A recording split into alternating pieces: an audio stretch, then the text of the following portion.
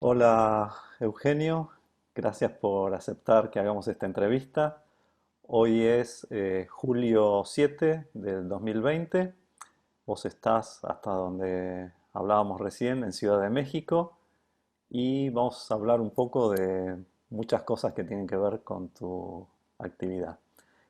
Para empezar, si nos contás un poco sobre tu formación y sobre sí, cómo empezaste a hacer lo que haces hoy. Vale, bueno, gracias Ricardo. Es un gusto estar aquí hoy platicando contigo. Mira, pues como todas las buenas historias, empezó desde que era niño. Eh, Desde que era muy chico, mis padres un buen día me llevaron a un taller de programación para niños, que pues en aquel entonces, estamos hablando de los años 80, pues era muy raro porque todavía no se popularizaban las computadoras personales, al menos aquí en México eran muy, muy, muy raras. Y bueno, pues se organizó este taller, era una fundación mexicana que creo que todavía existe, que se llamaba Arturo Rosenbluth, nombrada con el nombre de uno de estos, un científico computacional, quizá el más notorio de México. Y bueno, pues yo tenía 10 años, mis padres me llevaron a este taller y para mí fue como descubrí desde esa tierna edad que las computadoras eran algo a lo cual quería dedicarme, ¿no? Me apasionaban, me fascinaban, me encantaba el hecho de que al escribir algo, ese algo se convirtiera en algo que funcionaba, ¿no? Que el código diera resultados, ¿no? Y bueno, en aquel entonces, claro, yo tomé el taller, aprendí a programar con estos lenguajes Basic, Logo, am, pero en casa no teníamos una computadora, ¿no? Entonces yo lo que hacía era tomar mis cuadernos de la escuela, escribir código y imaginaba juegos, ¿no? Decía, bueno, esto va a ser un juego de esquivar cosas que van cayendo, ¿no? Y cosas así. Y años después, pues bueno, cuando mis padres pudieron comprar una computadora, copié ese código que tenía en los cuadernos, lo copié a la computadora. Evidentemente no funcionaba, pero después de modificarlo un poquito, lograba que funcionara y bueno, pues así empezó todo, ¿no? Tenía estos juegos que yo iba haciendo. Me gustaba mucho grabarlos en esos disquetes que eran de 5 1/4, estos flexibles. Y se los pasaba a mis compañeritos de la escuela, que también tenían una computadora, ¿no? Entonces hacíamos como este intercambio de software libre, si se puede llamar de esa manera, código abierto también, porque tener el listado del código era bien sencillo en aquel entonces. Y bueno, pues en realidad sí puedo decir que empecé desde muy chico. Eh, También en paralelo, pues con intereses artísticos, ¿no? El dibujo, la música, sobre todo yo tuve un grupo de rock un poco después de esos años. Entonces, bueno, son esos inicios, ¿no? Prefiero definirme de esa manera que por la vía académica, porque siendo muy honestos, en la universidad eh, pues estaba en esos años en que uno es muy inquieto y la verdad es que no me iba bien. Estudié ingeniería en sistemas computacionales, pero pues me pasaba una cosa que muchas de las cosas que nos enseñaban, muchos de los temas y técnicas, ya los conocía. Entonces podía darme el lujo de divertirme mucho y pasarlo muy bien en la universidad. Eso significa no ir a clases, dedicarse más a la música que al estudio. Y aún así me iba bien, porque ya tenía como este background de haber aprendido desde chico, ¿no? Y bueno, pues saqué la carrera, no me fue mal. Y ahí sí que ya fui enfocándome mucho más a una vía académica y también a una vía de creación artística, ¿no? Fui a Barcelona, estudié el máster en artes digitales en la Pompeu Fabra, que durante muchos años pues, fue un máster de referencia en el ámbito hispanohablante. Pues porque fue uno de los primeros y en ese momento era un núcleo de profesores, prácticas, temas que era realmente único. Después hubo muchos y se replicó ese modelo, pero creo que era un momento especial. Una oportunidad muy especial haber estado en ese máster, ¿no?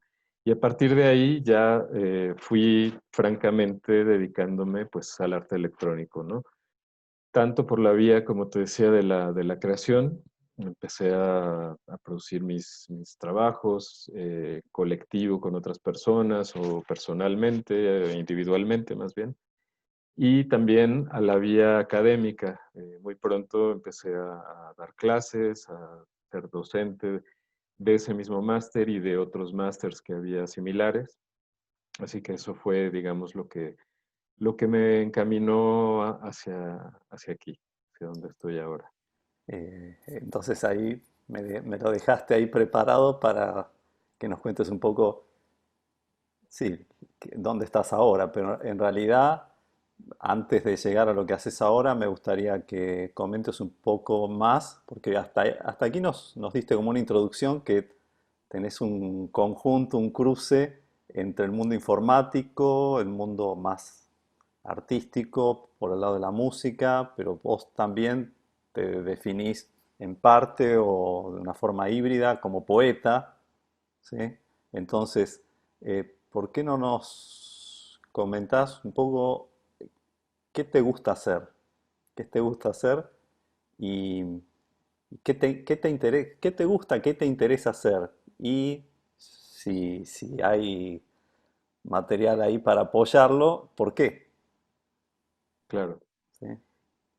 Es una pregunta muy buena porque me gusta hacer tantas cosas que para mí es muy difícil decir me gusta hacer esto, ¿no?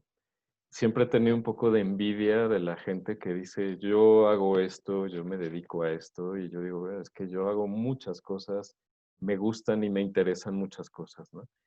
Quizá si me voy a un pensamiento un poquito abstracto, lo que me gusta es el proceso de hacer algo, en el sentido de tener una idea que puede venir súbitamente o que puede venir después de mucho tiempo de estarla madurando, llevarla a la práctica, utilizando algún medio, ver el resultado, sea en pantalla, sea en papel, sea sonoro, sea en diferentes formatos, y me gusta mucho también moverlo, es decir, compartirlo, no necesariamente venderlo, aunque hay momentos en que sea también una vía, pero me gusta mucho todo ese trayecto, ¿no?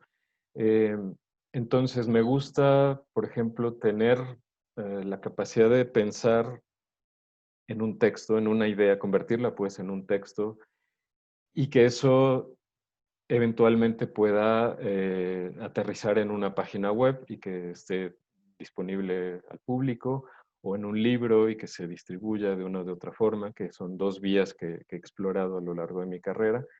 Entonces, quizá lo que ya yendo a cuestiones más concretas, pues me gusta mucho escribir y me gusta publicar y compartir lo que escribo. Me gusta mucho programar. Creo que es prácticamente la única cosa que sé hacer bien. De todas las que hago, la única que sé hacer bien es programar. Pero me gusta programar, digamos, a mi manera, ¿no? Me gusta programar. El mundo de la programación es muy rígido.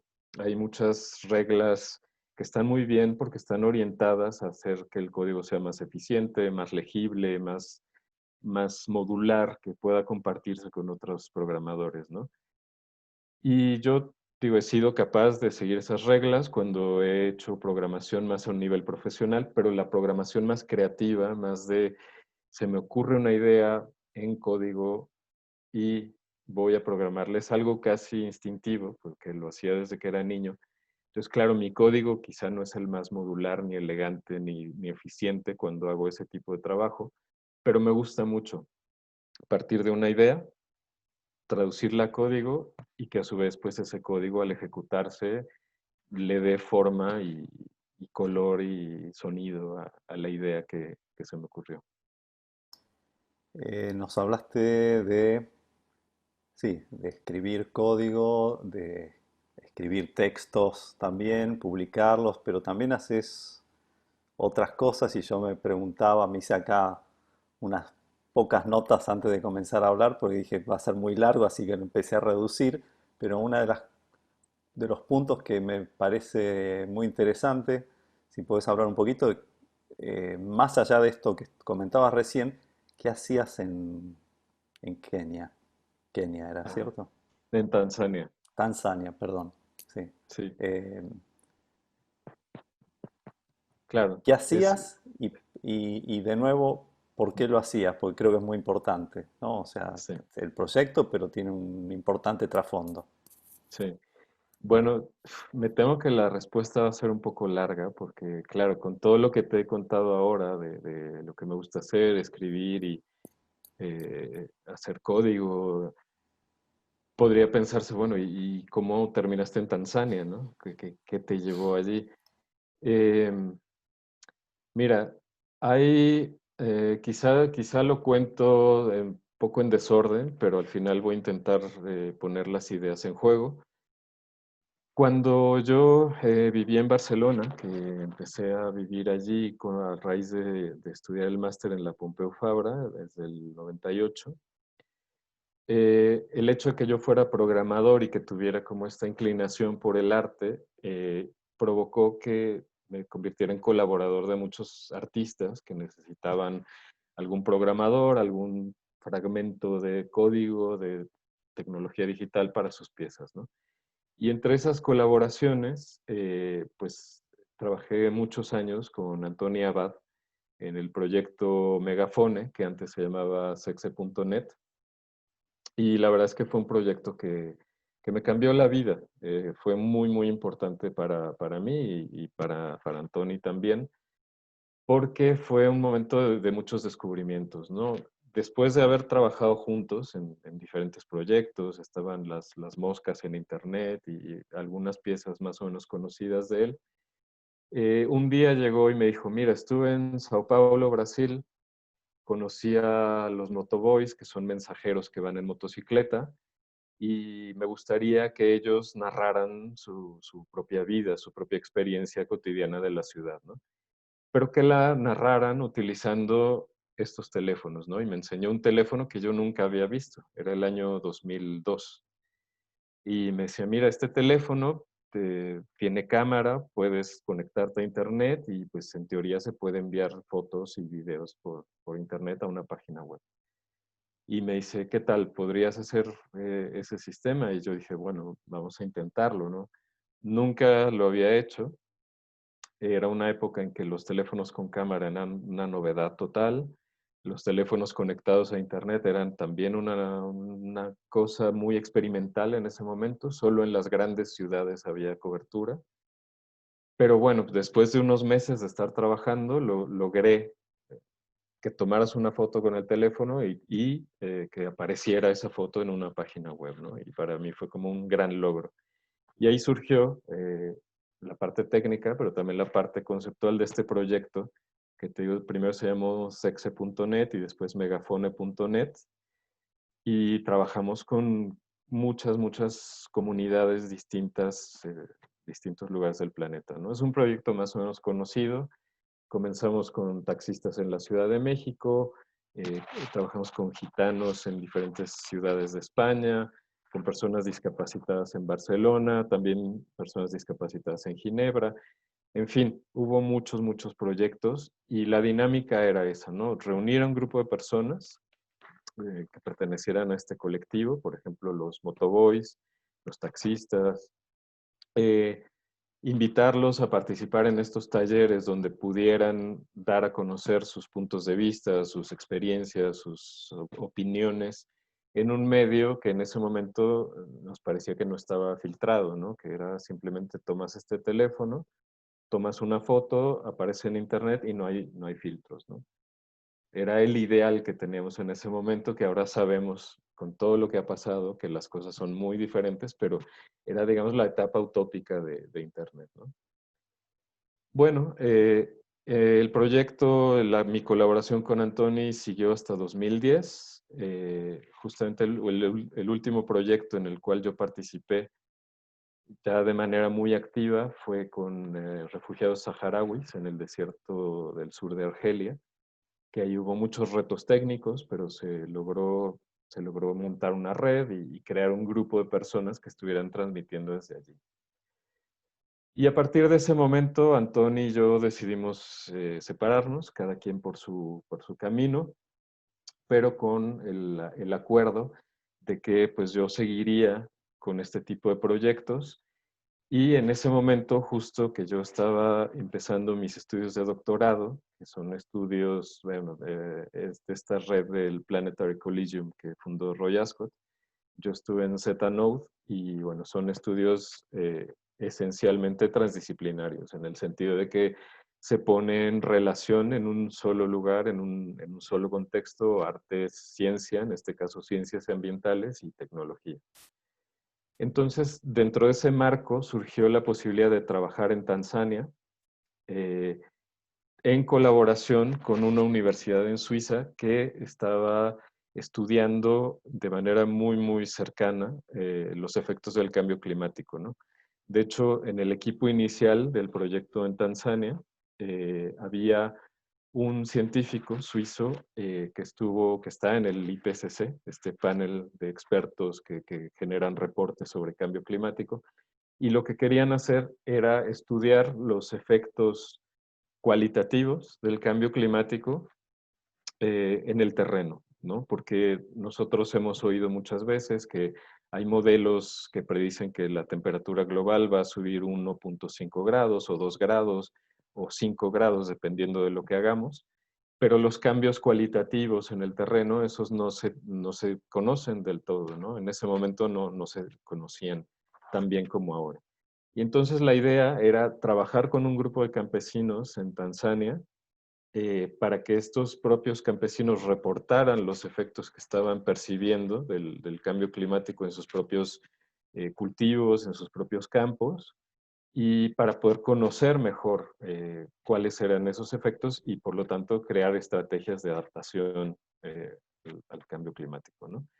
Entonces la propuesta fue utilizar este mismo esquema de los teléfonos que serían usados por los campesinos para retratar, por ejemplo, plagas o enfermedades de las plantas o diferentes efectos, que esto fuera una página web colaborativa donde se pudiera estudiar ya por parte de los investigadores, que se pudiera estudiar lo que estaba pasando allí. Entonces, así fue como llegué a Tanzania con este proyecto que viene de Megafone, eh, y pues con un interés que había ido creciendo en mí. Hay una parte mía pues, pues es bastante activista. Desde las primeras épocas del zapatismo en México, a través de mi grupo musical estuvimos involucrados en muchas movidas de solidaridad y siempre fue una parte también muy, muy importante de mi vida, ¿no? Entonces, Megafone, al trabajar con colectivos en riesgo de exclusión, ya era una posibilidad para mí de dar rienda suelta a esta parte activista, porque estábamos trabajando con inmigrantes, con prostitutas, con personas pues que no necesariamente tenían una representación fiel o digna en los medios de comunicación. Y finalmente, pues estas preocupaciones ecológicas que habían ido creciendo en paralelo, unidas a cuestiones de justicia social, soberanía alimentaria. Entonces, pues para mí trabajar con campesinos en Tanzania y permitiendo que fueran ellos y ellas los que hablaran y no uno en nombre de ellos, pues era perfecto, ¿no? Era como la gran oportunidad para mí para unir también muchos cabos sueltos y darle cabida a ese proyecto. ¿Y te parece que funcionó de acuerdo a las expectativas y a tus planes? O sea, los resultados, siempre los proyectos tienen una parte que a veces funciona mucho mejor y va más allá de las expectativas, otras veces no alcanza, pero uno dice, esto fue un paso para ir hacia otro lugar.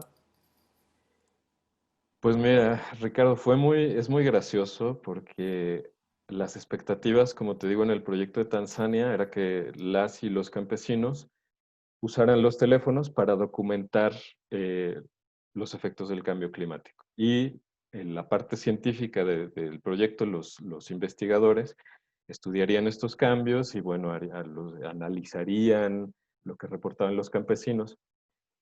Y, y no sucedió tal como los investigadores querían. Pero para mí esto fue lo mejor que pudo haber pasado, porque después de 2 meses de que los campesinos empezaron a usar los teléfonos, era un grupo pequeño y estaban compartiendo teléfonos y se reunían periódicamente para pues ponerse de acuerdo qué cosas iban a documentar y cómo las iban a documentar. De pronto los campesinos le dieron la vuelta al proyecto, ¿no? Y dijeron, bueno, es que esto es una herramienta para aprender unos de otros y para entrevistar a otras personas y para preguntarles todo tipo de cosas, ¿no? Entonces, los científicos estaban muy enojados porque decían, bueno, pero se están desviando del objetivo. Y yo decía, bueno, es que es justamente de eso de lo que se trata, de que las y los campesinos marquen un poco el camino de qué es lo que ellas y ellos quieren mostrar y no tanto que les pidamos y les exijamos que muestren un cierto tipo de cosas. Y sucedió un proceso interno de mucha reflexión, porque los campesinos lo que hacían era ir a otra aldea y preguntarle a una señora, oiga señora, ¿usted cómo hace esos tapetes que tiene ahí muy bonitos? Bueno, pues estos tapetes, yo corto la palma y hago el colorante y todas estas cosas, ¿no? Pero de pronto salían detalles interesantes, como, bueno, pero cada vez encuentro menos palmas, porque como estamos sacando más agua del río y la palma crece al lado del río y necesita esa agua, pues cada vez es más difícil encontrar la palma. Entonces sí que se reflejaba, digamos, como esta tensión de una ecología estresada, de una ecología llevada como a ciertos límites, pero los campesinos todo el tiempo se salían del tema riguroso, ¿no? Y al final, o no tan al final, esto nos llevó a pensar que el hecho de poder intercambiar el conocimiento como si fuera un bien común, porque los campesinos también llegaban a una parcela y decían, oiga, ¿por qué tiene usted sandías con maíz en el mismo campo? Ah, pues porque la hoja de la sandía, que es muy grande, ayuda a guardar humedad en el suelo y eso le ayuda a la planta de maíz, entonces interactúan. Y los campesinos iban adquiriendo conocimientos y compartiendo conocimientos, enseñándole la página a otros campesinos, yendo a reuniones y entrevistando a mucha gente. Y nos dimos cuenta que quizá una de las mejores herramientas para hacerle frente al cambio climático era la posibilidad de compartir conocimientos de una manera como tan abierta y tan horizontal, ¿no? Entonces ahí fue realmente aprender de los campesinos, y lo digo con toda humildad y sin afán demagógico. No, en serio, de verdad aprendimos que los campesinos tenían muy claro que el conocimiento era la herramienta más poderosa para enfrentarse a años de sequía, seguidos de años de inundación, y cómo hacer para enfrentar eso, ¿no? Cómo hacer de forma práctica, ¿no? Y ese me resulta interesante porque también esto que mencionás sobre lo que se va aprendiendo, lo que se va compartiendo, cómo los proyectos nos van llevando hacia caminos que uno de pronto no esperaba, no era exactamente el plan, pero a mí me pasó en Cusco, y donde también uno va pensando en hacer una serie de cosas, las cuales se hicieron en su gran mayoría, pero donde yo aprendí muchas cosas que no esperaba aprender y de la gente de la cual no esperaba recibir y aprender tanto. Así que creo que es un proceso de aprendizaje para todos, ¿cierto? Seguramente para vos mismo al empezar el proyecto y después ver cómo uno lo va adaptando, transformando de acuerdo a ciertos objetivos que quiere mantener, porque por algo se iniciaron, pero también viendo que ese proceso se fue yendo hacia otros lugares porque la gente encontró que era útil para parte de lo que querían hacer. Y uno tiene que encontrar el balance entre todos esos elementos. El proyecto, creo que el sitio web está online, ahí se puede encontrar información. Ojo Vos es. Sí, Ojobos es la herramienta que es, digamos, una aplicación que permite tomar fotos, grabar audio y enviarlo a internet de forma muy sencilla. Em, en la página de ojobos.net, ahí se puede acceder al proyecto de Tanzania y otros proyectos que también he hecho con la misma herramienta. Y quizá lo que quisiera mencionar, el proyecto empezó en 2011 y estuvo activo alrededor de 5 o 6 años. En ese momento sucedió algo muy, muy interesante que, digo, sigue en este momento, es un cambio, una transformación del proyecto que sigue adelante hasta el día de hoy. Y bueno, que en algún día podré hablar con más detenimiento y más análisis sobre lo que pasó.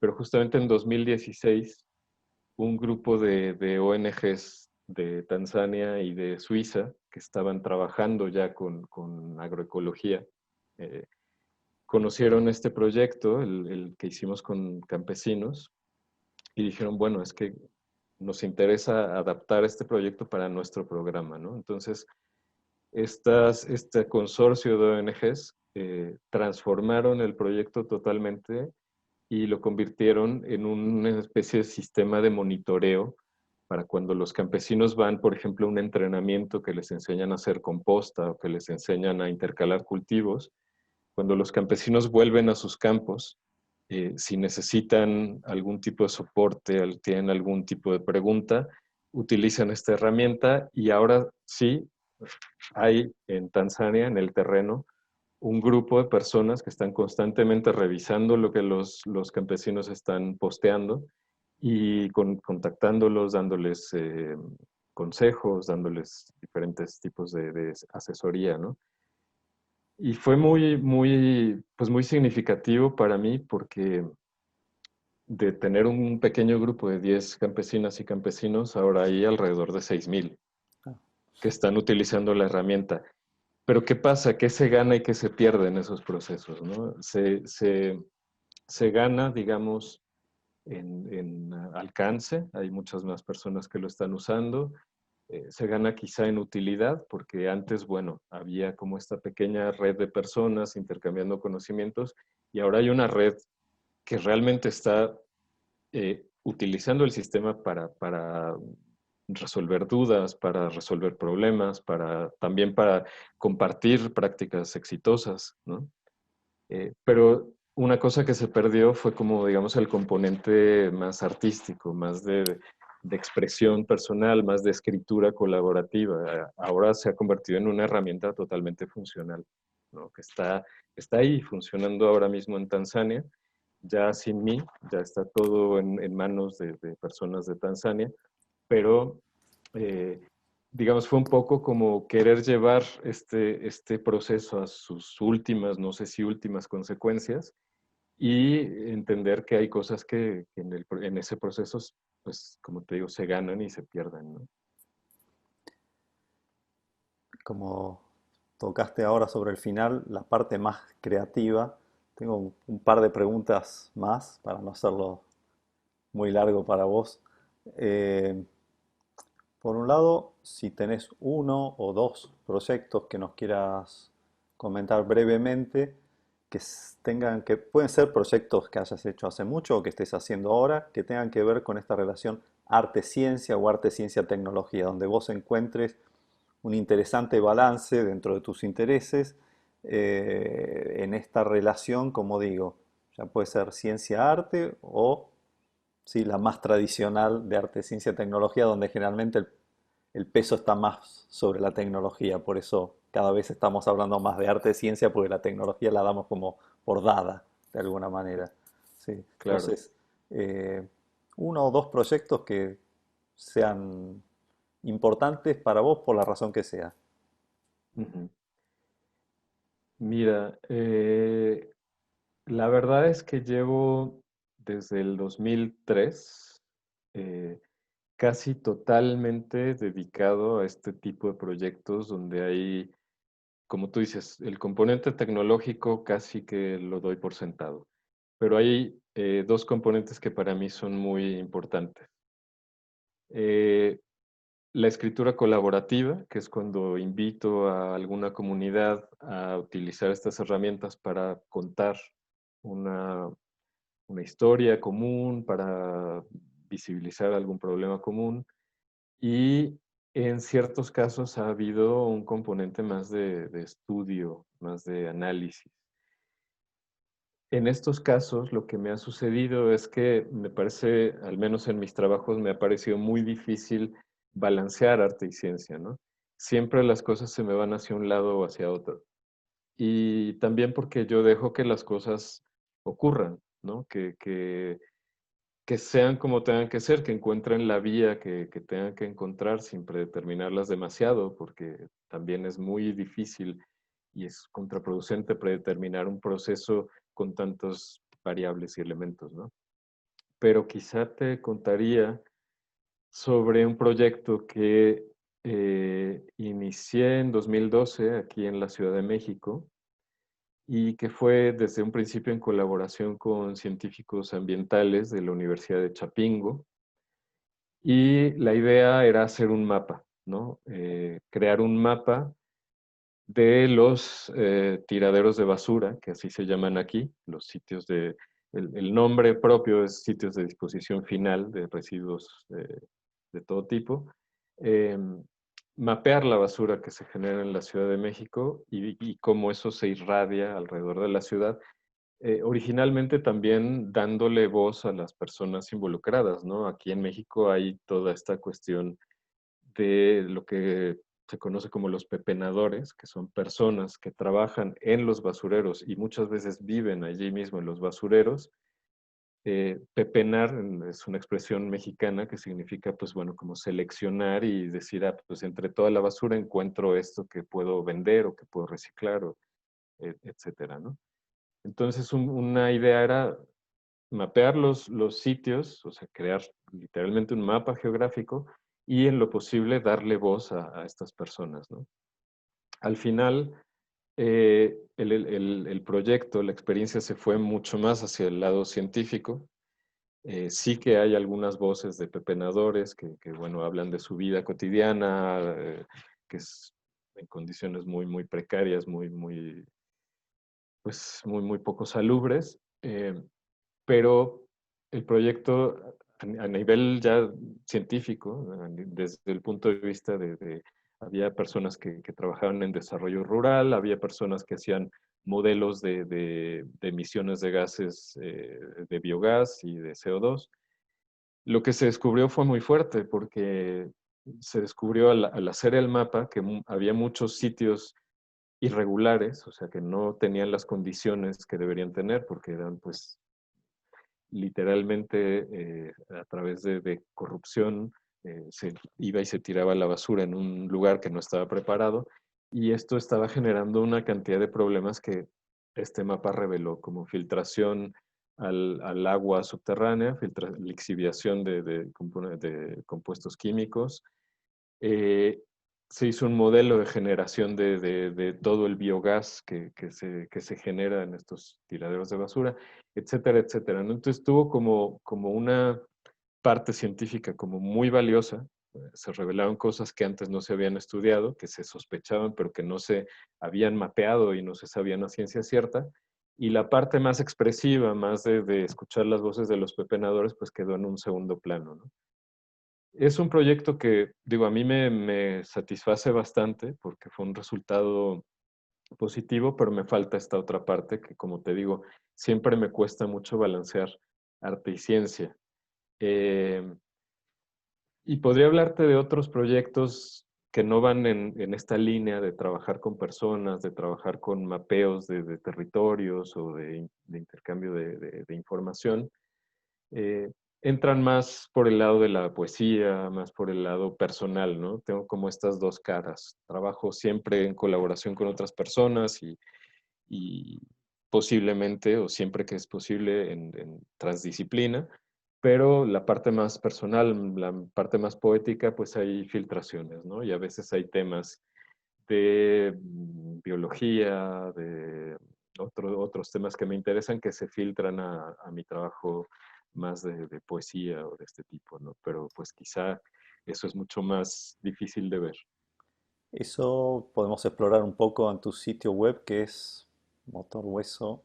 Motorhueso.net. Perfecto. Sí, ahí yo sé que es un sitio que para muchas personas es difícil de explorar, pero bueno, es también un poco un statement, ¿no? Es un poco buscar que haya encuentros más que búsquedas, ¿no? Claro. Y una más, porque ahora estás de vuelta desde hace muy poco viviendo en México y básicamente por el proyecto ACT. Ujú. ¿Querés contar un poco de qué se trata al día de hoy? Digamos, de qué se trata el proyecto que ya tiene un cierto tiempo, tiene unos años. ¿Cómo está hoy el proyecto y cuál es la visión para este proyecto? ¿Cuál es la visión, el plan? Claro que sí. Pues bueno, volví a México este año de pandemia y volví en gran medida porque había la posibilidad de incorporarme como responsable de planeación y contenidos del programa Arte, Ciencia y Tecnologías. Nosotros lo llamamos ACT de la UNAM, que originalmente está hecho en colaboración entre la UNAM, la Universidad Nacional Autónoma de México y la Secretaría de Cultura, ¿no? El convenio de colaboración existe todavía, aunque pues bueno, ya un poco estamos no independientes de la Secretaría de Cultura, pero en este momento pues por las dificultades que hay en el país, pues bueno, la participación de la Secretaría de Cultura es más de colaboración que de otro tipo, ¿no? Pero estamos ahí. Y es un programa que inició en forma ya en 2018 y ha tenido diferentes líneas, pero siempre con la transdisciplina en el centro, ¿no? Ya el propio título lo dice, Arte, Ciencia y Tecnologías. Eh, Desde mi punto de vista, no solamente se trata de poner en común estas diferentes disciplinas, sino de dos cosas más, de mirar hacia afuera también de los ámbitos disciplinarios y mirar justamente otros sistemas de conocimiento estructurados, por ejemplo, los conocimientos indígenas, ¿no? Que en nuestro país son muy ricos, y ponerlos en juego, digamos, dentro de ese ámbito que es quizá bastante académico, y de hecho, pues estamos adentro de la academia y no veo mal que sea así, pero de alguna manera siento que es un momento muy importante para mirar también hacia afuera de la academia, ¿no? Y ese mirar hacia afuera, que implica darle cabida a otras formas de conocer, a otras formas de pensar, también implica una autocrítica, ¿no? Entonces, una autocrítica hacia la ciencia, hacia la tecnología, hacia el arte. No lo veo como un ejercicio, digamos, de regaño, ni mucho menos, ¿no? Lo veo más bien como un ejercicio de actualización, de encontrar el valor del arte, de la ciencia y de la tecnología justamente a partir de un autoanálisis crítico, profundo y minucioso, ¿no? Entonces, dentro de esa actitud, que es como un poco el espíritu del programa, hay diferentes líneas, porque obviamente el arte es muy amplio, la ciencia es muy amplia, las tecnologías también son muy amplias. Entonces hay líneas claras que algunas ya vienen desde antes de que yo estuviera, como la astronomía y la neurociencia, como ejes de articulación para esta transdisciplina. Y yo estoy intentando iniciar otras dos líneas. Una es la agroecología, que es una línea bastante amplia, no se ciñe solamente a los principios de la agroecología, sino que incluye un pensamiento ecológico más amplio, ¿no? Porque me parece un tema importante. Y otro que es otra línea importante que es el pensamiento tecnológico, ¿no? O sea, pensar la tecnología desde la filosofía de la tecnología, pero también desde las prácticas. Y bueno, en ese sentido estamos armando pues diferentes eventos que le darán cabida a esos procesos de pensamiento, de análisis y de creación, ¿no? Tanto diplomados, por ejemplo, estamos organizando un diplomado en neurociencia, arte y cultura, que ya es la segunda edición. Estamos terminando de darle los toques finales a un seminario sobre reescrituras tecnológicas, que básicamente trata de cómo interpretamos la tecnología y cómo la podemos transformar. Desde aquí, desde México, que tiene una visión muy, muy local y muy pertinente al territorio mexicano. Y estamos también armando una pequeña comunidad de arte y agroecología, tanto de personas de la ciencia que se interesan, de las ciencias ambientales, de la ecología que se interesan por el arte, como desde artistas que les interesa eh, ese ámbito científico, ¿no? Entonces, crear como esta comunidad transdisciplinaria o por lo menos interdisciplinaria, que es una de las metas. Y bueno, pues todo esto obviamente adaptándonos a este momento que estamos todos en pantalla, estamos aquí en estos cuadrados, pero bueno, pues afortunadamente hemos tenido la posibilidad de seguir adelante a pesar de la situación y pues bueno, estamos allí. eh, Anunciando lo que hacemos, tenemos la gran oportunidad en este momento de que aprovechar la pandemia para que a nuestros eventos, cursos, seminarios se pueda apuntar gente que no está en México. Organizamos algunas charlas y en la última que hicimos con la artista colombiana Bárbara Santos, llegó gente de Colombia, llegó gente de Argentina, lo cual fue un gusto enorme. Yo siento que México tiene que mirar mucho más hacia Latinoamérica y un poco menos hacia Estados Unidos.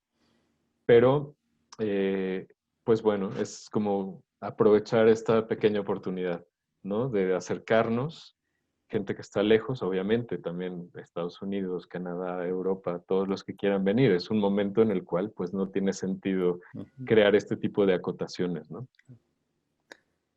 Bueno, el sitio web para tener más información de ACT es Es arte, ciencia, tecnologías, con S al final, .mx. fantástico. Bueno, Eugenio, hay muchísimo más para conversar. Te agradezco mucho tu tiempo y la oportunidad de poder compartir parte de las muchas cosas interesantes que haces. Así que eso, muchas gracias. Muchísimas gracias, Ricardo. Un gusto platicar contigo.